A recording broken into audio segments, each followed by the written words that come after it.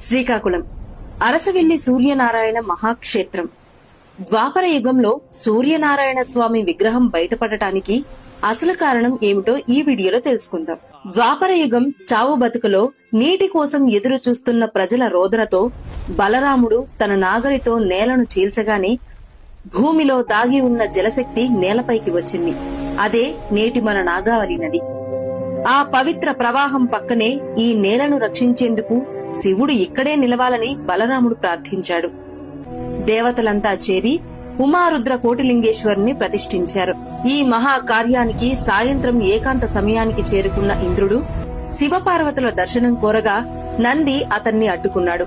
అవమానంతో మండిపోయిన ఇంద్రుడు దూసుకెళ్లగా నంది ఒక్క కొమ్ముతో అతన్ని ఆకాశంలోకి విసిరేశాడు.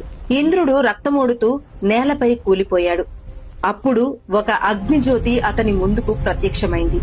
అది సూర్యుడు. కలియుగంలో భూమిని రక్షించేందుకు నేను ఇక్కడే కొలువవుతాను అని సూర్యుడు చెప్పాడు. నువ్వు పడిన నేలను వజ్రంతో చీల్చు, నా నిజరూపం బయటపడుతుంది అని సూర్యుడు చెప్పారు. ఇంద్రుడు వజ్రాయుధంతో నేలను కొట్టగానే భూమి హృదయం పగిలిపోయింది. అందులోంచి వెలిగింది దివ్యమైన అరుణశిలతో స్వయంభూ సూర్యనారాయణ స్వామి. ఆ విగ్రహం వెలసిన క్షణంలోనే ఇంద్రుడి శరీరంలోని ప్రతి గాయం, ప్రతి నొప్పి ఒక్క క్షణంలో మాయమైపోయింది. అప్పటి నుంచి ఇక్కడికి వచ్చే భక్తులు కూడా తమ రోగాలు, బాధలు ఇక్కడే వదిలేస్తారని ఈ క్షేత్ర శక్తి నమ్మకంగా మారింది. ఇంకా అద్భుతం ఏమిటంటే ఏడాదికి 2 సార్లు మాత్రమే, మార్చి మరియు అక్టోబర్లో పొద్దున్న తొలి సూర్య కిరణం గర్భగుడి చీకటిని ఛేదించి స్వామి పాదాలపై పడుతుంది.